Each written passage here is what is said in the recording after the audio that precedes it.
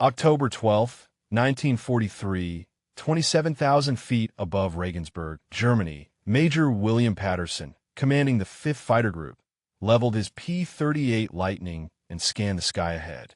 Below him, 289 B-24 Liberators were attempting to bomb aircraft factories critical to German war production. Around them, like sharks circling wounded prey, over 280 Messerschmitt fighters were tearing the bomber formations apart. Patterson's fuel gauge showed 18 minutes remaining before he'd have to turn back. 18 minutes to provide cover for bombers that needed 3 more hours to reach England. The mathematics were simple and brutal. The P-38 Lightning, America's twin-engine fighter, had the range of a delivery truck. It could escort bombers 240 miles into Germany, then had to abandon them to their fate. The bombers going deeper faced German fighters without protection. Today's raid would lose 52 B-24s and 520 men before it ended, as Patterson reluctantly ordered his group to turn for home. Leaving the bombers to face 180 miles of German fighters alone, he transmitted words that would echo through 8th Air Force headquarters. "We need a fighter that can go all the way to Munich and back. Until we get one, we're sending these bomber boys to die."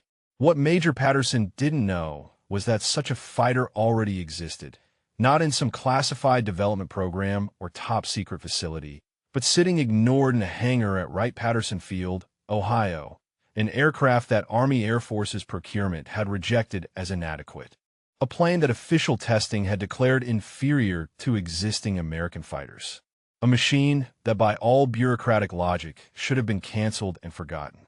But 5 months earlier, in a small Rolls-Royce facility in England, a technician named Thomas Mitchell had committed what his superiors would call gross insubordination. He'd test-flown an American fighter without authorization, recognized potential that trained fighter pilots had missed, and written a report that contradicted official evaluations. His unauthorized actions violated protocol, chain of command, and proper procedure. His recommendations were technically illegal, as he had no authority to suggest aircraft modifications to foreign air forces. But Thomas Mitchell had understood something that fighter pilots, procurement officers, and military planners had missed: that the P-51 Mustang, dismissed as a mediocre low-altitude fighter, could be transformed into the greatest air superiority fighter of World War II through one simple change. Replace its American Allison engine with a British Rolls-Royce Merlin. That single-engine swap would transform aviation history. The story began 2 years earlier in 1941 when North American Aviation received an unusual request from the British Purchasing Commission. Britain fighting alone against Nazi Germany desperately needed fighters. The Supermarine Spitfire, while excellent, couldn't be produced in sufficient quantities. The Hurricane was already obsolescent. Britain needed a new fighter, needed it quickly, and turned to American industry for help. The British initially approached North American about license, producing the Curtiss P-40 Tomahawk. North American's response was audacious, bordering on arrogant. James Dutch Kindelberger, the company president, told the British they could design and build a better fighter from scratch in the same time it would take to set up P-40 production. The British, skeptical but desperate, gave North American 102 days to produce a prototype. What emerged from North American's design team, led by Chief Engineer Edgar Schmud, was the NA-73, which the British would name the Mustang. The design was revolutionary in multiple ways. It featured a laminar flow wing developed by NACA, the National Advisory Committee for Aeronautics, that reduced drag significantly. The radiator was positioned behind the pilot using a principle called the Meredith effect, where radiator cooling actually created thrust rather than drag. The fuselage was designed using mathematical calculations rather than traditional eyeballing, resulting in exceptional aerodynamics, and it was built using automotive production techniques that enabled rapid manufacturing. The prototype flew for the first time on October 24, 1940, just 115 days after design began, 3 days ahead of the impossible deadline. Initial flight tests were promising. The Mustang was fast at low altitude, reaching 375 miles per hour at 14,000 feet. It was maneuverable, Pilots praised its handling characteristics. The range, thanks to internal fuel capacity of 180 gallons plus provision for external drop tanks, exceeded any existing single-engine fighter. The British ordered immediately. By mid-1941, Royal Air Force squadrons were receiving their first Mustangs designated Mustang Mark I. But there was a problem, a fundamental crippling problem that would relegate the Mustang to secondary roles and near cancellation. The Allison V1710 engine, while adequate at low and medium altitudes, was terrible above 16,000 feet. The Allison used a single-stage, single-speed supercharger that couldn't maintain power as air density decreased at altitude. At 24,000 feet, where modern air combat occurred, the Mustang's performance collapsed. Speed dropped below 295 miles per hour. Climb rate became anemic. Maneuverability suffered as the engine gasped for air. German fighters operating comfortably at 24 to 28,000 feet could simply dive on Mustangs, attack with impunity, then climb away where the Allison-powered aircraft couldn't follow. The RAF, recognizing these limitations, relegated Mustangs to low-altitude tactical reconnaissance and ground attack roles where the Allison performed adequately. The U.S. Army Air Forces tested the Mustang and reached similar conclusions. While acknowledging the aircraft's excellent low-altitude performance and range, they rejected it as unsuitable for high-altitude air superiority missions. The official evaluation stated, the NA-73 demonstrates exceptional characteristics below 16,000 feet. However, performance degradation above this altitude renders the aircraft unsuitable for escort or interceptor roles against modern European fighters operating at 24,000 feet and above. Recommend limited procurement for ground attack and tactical reconnaissance only. By mid-1942, the Mustang appeared destined for historical footnote status, a promising design crippled by inadequate engine performance, useful for secondary missions, but unable to fulfill the critical need for long-range escort fighters. North American continued production for British and limited American orders. But the company's future seemed to lie with other designs like the B-25 Mitchell bomber. Then on May 2, 1943, Thomas Mitchell made a decision that would change aviation history. The unauthorized test flight. Thomas Mitchell was not a fighter pilot. He was a 32-year-old Rolls-Royce company test pilot and engine specialist based at the Hucknall facility in England. His job involved testing engines in various aircraft and providing technical feedback to Rolls-Royce engineers. He had no authority to evaluate American fighters, make recommendations about their deployment, or suggest modifications to foreign military aircraft. On May 2nd, Mitchell visited Royal Air Force Tangmere to observe Mustang Mark is operating in their tactical reconnaissance role. The squadron commander, discussing the aircraft's limitations, mentioned offhandedly that the Mustang was brilliant below 16,000 feet, useless above. He offered Mitchell a chance to fly one, probably expecting the test pilot to confirm what everyone already knew. Mitchell climbed into the Mustang's cockpit and conducted what should have been a routine familiarization flight. But as he put the aircraft through its paces, something clicked. The airframe was exceptional. The aerodynamics were superb. The handling was beautiful. Everything was right except the engine. And Mitchell, being a Rolls-Royce engine specialist, immediately understood what that meant. Mitchell knew the Rolls-Royce Merlin engine intimately. The Merlin, powering Spitfires, Hurricanes, Mosquitoes, and Lancasters, was Britain's most successful aero engine. It featured a two-stage, two-speed supercharger that maintained power output to 28,000 feet and beyond. While the Allison gasped at 24,000 feet, the Merlin was just getting started. The Merlin produced approximately 1,380 horsepower at 24,000 feet compared to the Allison's barely 980 horsepower at the same altitude. As Mitchell flew the Mustang back to Tangmere, a radical idea formed. What if you married the Mustang's exceptional airframe to the Merlin's high-altitude performance? The combination could produce a fighter with low-altitude speed and range plus high-altitude performance. It would be the best of both worlds. After landing, Mitchell committed his act of insubordination without authorization from Rolls-Royce management, without approval from RAF command, without permission from American authorities. He wrote a detailed report recommending that the Mustang be re-engined with the Rolls-Royce Merlin. His report, dated May 5, 1943, stated, "The Mustang airframe is superior to any fighter currently in production. Its only limitation is the Allison engine's altitude performance. Installation of the Merlin engine would create an aircraft combining the Mustang's range and handling with the Merlin's high-altitude power. The resulting fighter would exceed the performance of any aircraft currently operational. I strongly recommend immediate testing of this configuration." The report went to Air Vice Marshal Sir Wilfred Freeman, who recognized its potential immediately. Freeman had the authority to act, but faced a diplomatic problem.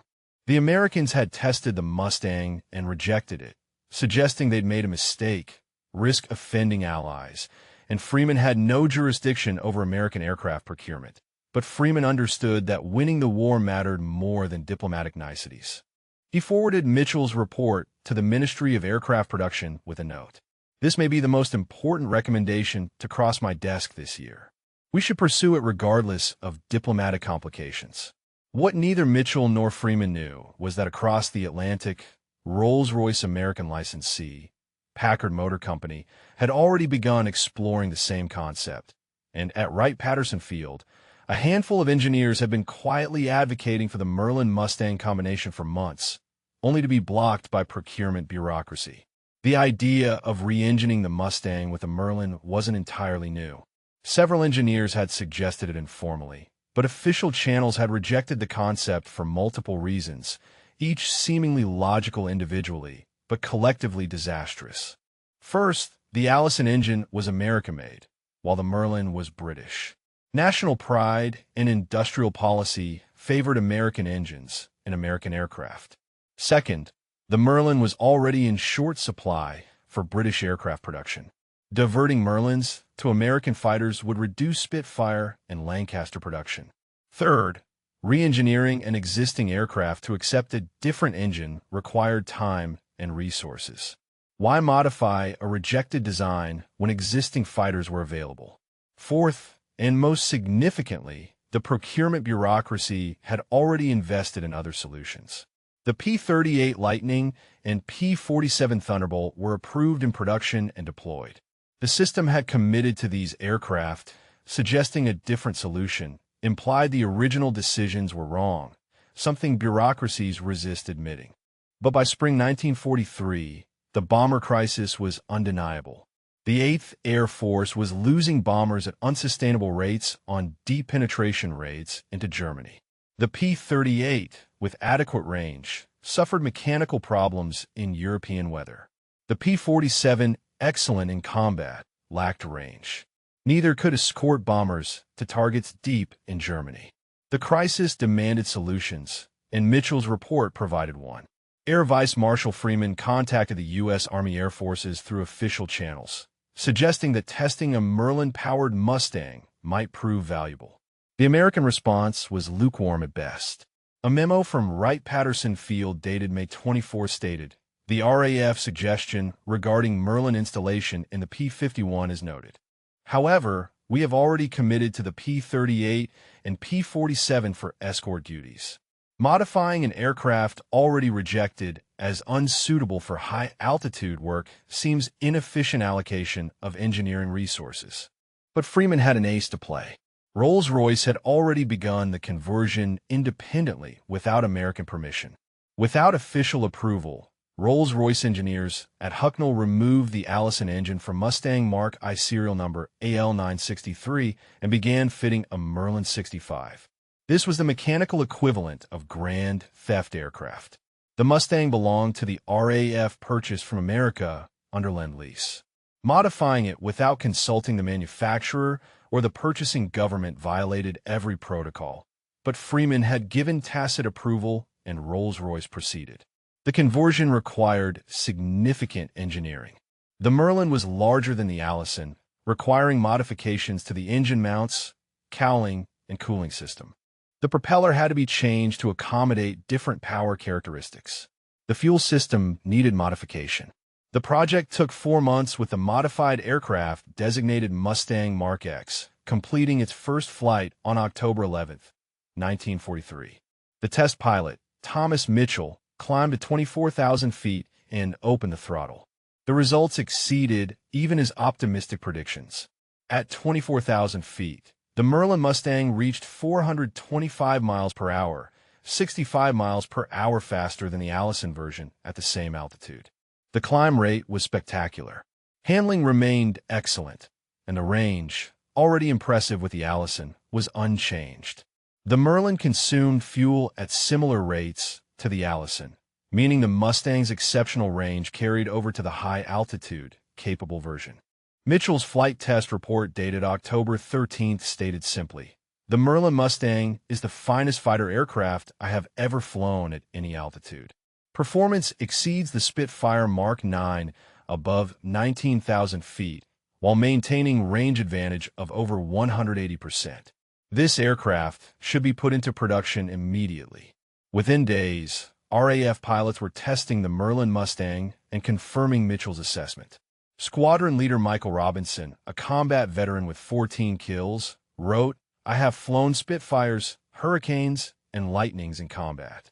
The Merlin Mustang is superior to all of them above 16,000 feet and equal below. Most importantly, its range is triple the Spitfire.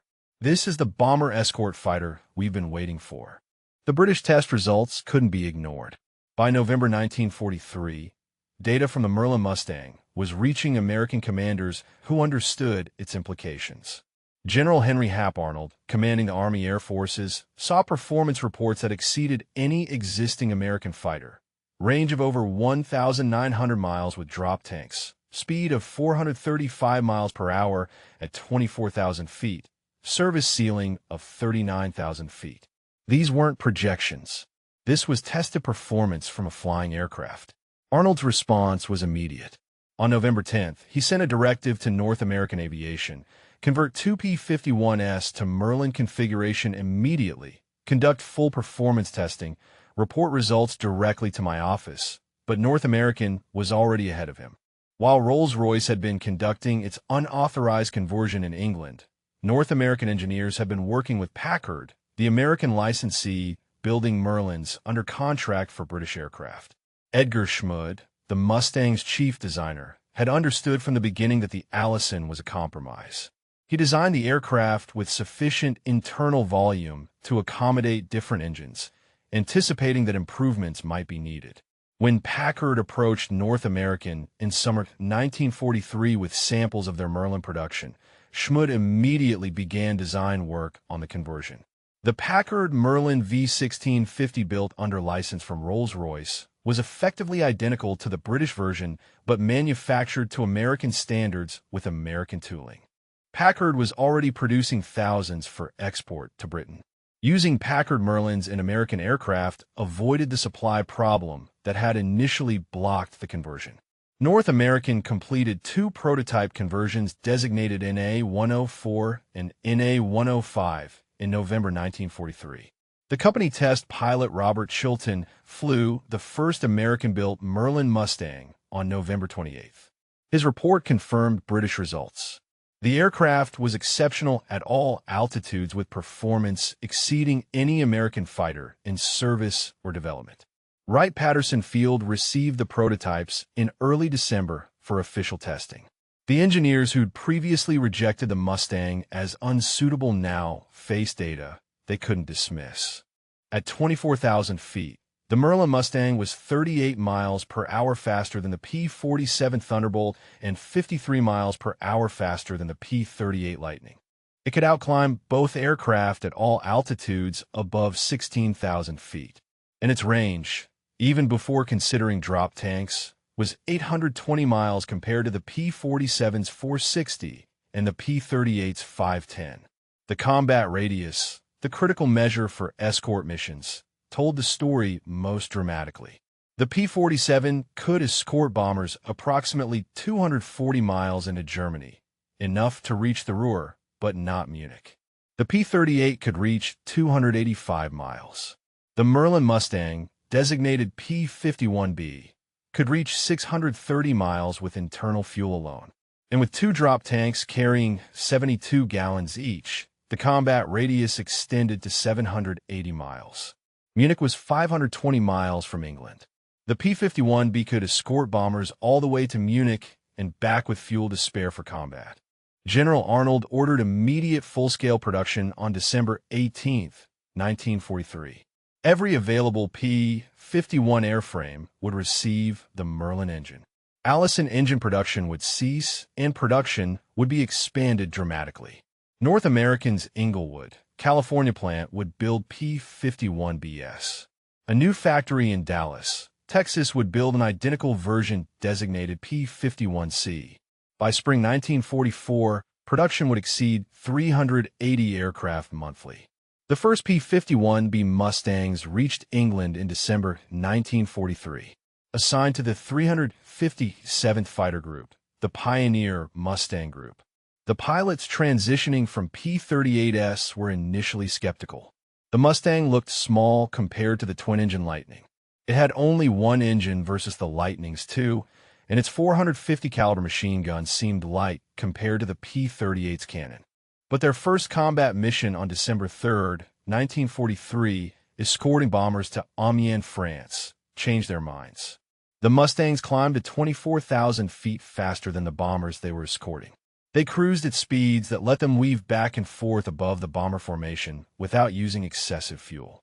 And when Messerschmitt fighters appeared, the Mustangs dove on them with acceleration the Germans hadn't experienced from American fighters. Lieutenant Charles Gumm, flying his first Mustang mission, encountered two FW-190 fighters attempting to attack the bombers. Gumm dove from 26,000 feet, reaching over 480 miles per hour. The Germans, seeing an American fighter approach at that speed, assumed it was a P-38 in a dive and expected it to zoom back up after one pass. Instead, Gumm followed them through their evasive maneuvers, staying on their tails through turns and climbs. He destroyed both aircraft, then climbed back to bomber altitude with fuel to spare. His combat report noted, "The P-51 does everything the P-38 does, plus it stays with the bombers all the way home. This changes everything." By January 1944, multiple fighter groups were transitioning to Mustangs. The 356th Fighter Group received their aircraft in February. The 5th Fighter Group, led by William Patterson, who'd pleaded for long-range fighters after Regensburg, converted in March. Each group discovered the same truth. The Mustang was not just better at some things than other fighters. It was better at almost everything. The kill-to-loss ratios told the story quantitatively. In January and February 1944, P-51 units achieved a 9-to-1 kill ratio against German fighters. The P-38, excellent in combat, averaged 6-to-1. The P-47 managed 4-to-1. The Mustang's combination of performance, range, and handling was devastating. German pilots who'd learned to defeat P-38S and P-47S found the Mustang a completely different challenge. Major Gunther Röhl, a Luftwaffe ace with over 180 victories, mostly on the Eastern Front, encountered P-51S in March 1944. His after-action report stated, "The new American fighter is superior to our aircraft in almost every performance category. It is faster, climbs better, has superior range, and handles exceptionally. Our only advantages are armament. Our 20mm and 30mm cannon are more destructive than their 50 calibers and experience. Our pilots average hundreds of hours combat experience compared to their dozens. But these advantages are shrinking as their pilot quality improves, and our experienced pilots are killed faster than they can be replaced." The arrival of the P-51 in quantity transformed the strategic bombing campaign. Before the Mustang, daylight bombing deep into Germany was a calculated gamble. Losses of 4 to 8% per mission were common. At those rates, bomber crews faced statistical certainty of death or capture before completing their 23 mission tours. The unsustainable losses threatened to end the daylight bombing campaign entirely with Mustang escort to and from targets. Bomber losses dropped dramatically. Missions to Munich in March 1944, the first American bombing of major Bavarian targets, saw losses under 3% despite facing the Luftwaffe's most experienced units. The presence of Mustangs throughout the flight prevented the mass attacks that had previously devastated unescorted formations. But the Mustangs' impact went beyond protecting bombers. General James Doolittle, commanding the 8th Air Force, issued a directive in January 1944 that changed fighter tactics fundamentally. Previously, fighters stayed close to bomber formations, reacting defensively to German attacks. Doolittle's new guidance: destroy the German Air Force wherever you find it, in the air or on the ground. The Mustang's range made this possible. Fighter groups could sweep ahead of bomber formations, attacking German fighters before they could organize. They could break off to chase individual German aircraft, knowing they had fuel to return, and increasingly, they could strafe German airfields, destroying aircraft on the ground. The German response revealed the Mustang's impact. Luftwaffe tactical directives from spring 1944 show increasing desperation.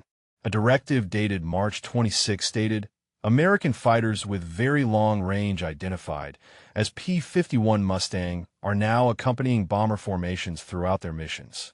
These fighters are superior to our Bf-109G and FW-190A models in performance above 5,800 meters. Pilots are instructed to avoid extended combat with P-51S if possible. Attack bombers quickly, then disengage before escorts can respond, but disengaging from Mustangs was easier ordered than accomplished. The German fighters' only performance advantage was in diving speed, and even that was marginal. In climbs, turns, and acceleration, the Mustang was equal or superior. German pilots found that engaging bombers meant fighting through Mustang escorts, and fighting Mustangs was a losing proposition. The statistics from spring and summer 1944 demonstrated the transformation. In March, the 8th Air Force lost 123 bombers. In April, losses dropped to 65. In May, 57. By June, 38. The declining losses corresponded directly to increasing Mustang availability. As more fighter groups converted to P-51S, bomber losses declined and fighter victories increased. The Luftwaffe was being destroyed in a war of attrition it couldn't win. American industry was producing fighters faster than Germany could replace losses. American training was generating pilots faster than Germany could train replacements. And the quality gap was narrowing as American pilots gained experience while German veteran pilots died. The D-Day invasion in June 1944 saw Allied air superiority so complete that German fighters were almost absent. The Luftwaffe managed only 285 sorties on June 6, compared to over 13,500 Allied sorties. Mustangs patrolling at altitude ensured German fighters never reached the beaches in strength. By late summer 1944, Luftwaffe Day fighter forces were effectively broken. They still existed, still flew sorties, still occasionally achieved tactical successes, but strategically they'd lost. They couldn't defend German cities from daylight bombing. They couldn't support ground forces facing Allied advances, and they couldn't replace losses at rates necessary to remain effective. The Mustang, the fighter that procurement had rejected as unsuitable, had become the weapon that achieved air superiority over Europe. The P-51 Mustang became the mount of choice for America's most successful fighter pilots. Major George Preddy achieved 25.83 kills, making him the top Mustang ace. Major John Meyer scored 22 kills in P-51S. Colonel Francis Gabreski, who'd already achieved A status in P-38S, added 6.5 kills in Mustangs. Captain Chuck Yeager, later famous for breaking the sound barrier, achieved 10.5 victories in Mustangs, including 4 in a single day, October 10, 1944. The pilots loved the aircraft for reasons beyond performance statistics. The cockpit visibility was exceptional, with a bubble canopy providing 360-degree vision. The controls were light and responsive.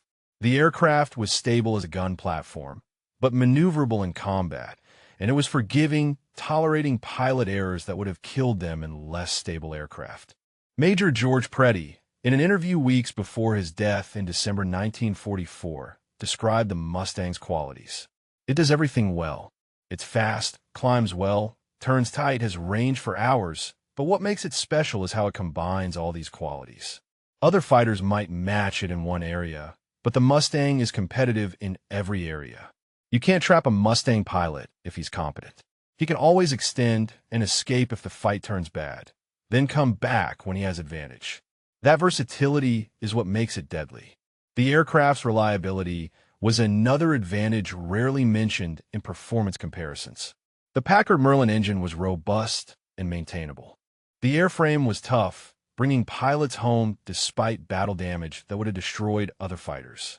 The systems were redundant where possible, meaning single failures rarely caused aircraft loss.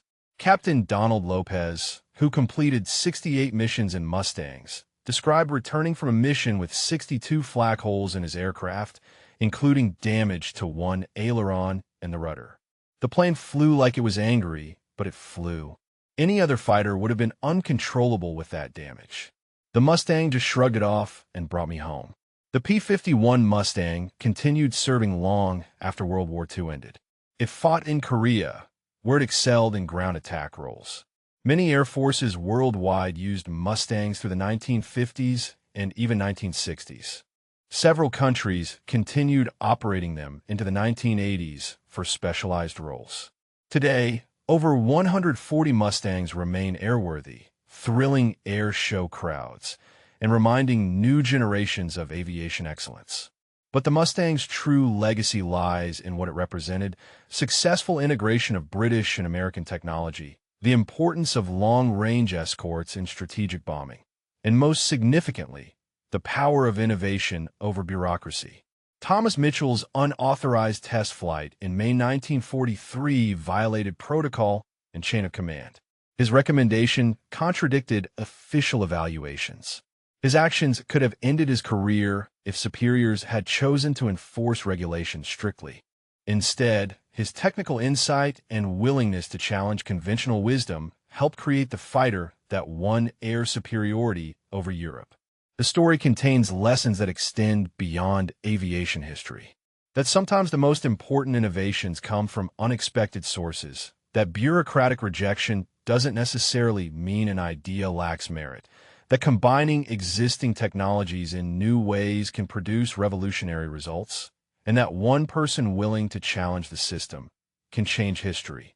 The P-51 Mustang, designed in 102 days, rejected by procurement, saved by a technician's unauthorized test flight, became America's deadliest fighter. It destroyed more enemy aircraft than any other American fighter. It made strategic bombing viable by providing the long-range escort capability that bombers desperately needed. And it helped achieve the air superiority that made D-Day possible and Germany's defeat inevitable. William Patterson, who'd pleaded for a long-range fighter after watching bombers die over Regensburg, led the 5th Fighter Group in Mustangs through the war's end.